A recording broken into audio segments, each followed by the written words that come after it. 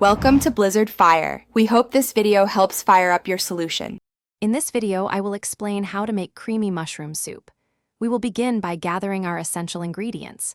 You will need fresh mushrooms, such as cremini or shiitake, for their earthy flavor. Heavy cream or half and half is crucial for that luxurious, velvety texture. A flavorful broth, either vegetable or chicken, will form the foundation, and aromatics like onions and garlic are key to building a deep, rich taste. Next, we focus on building incredible flavor. Sauté your sliced mushrooms in 2 tablespoons of butter over medium-high heat until they are deeply browned and tender.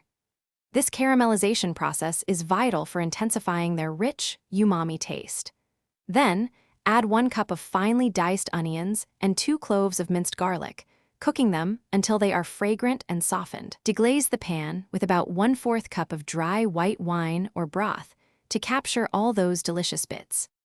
Now, let's achieve that signature creamy texture. First, create a roux by whisking 2 tablespoons of all-purpose flour into 2 tablespoons of melted butter. Gradually add 4 cups of warm broth, stirring constantly to prevent any lumps from forming. Allow the soup to simmer gently for at least 10 minutes, letting it thicken beautifully. Finally, remove the soup from the heat and stir in 1 cup of heavy cream or half and half for a truly luxurious finish.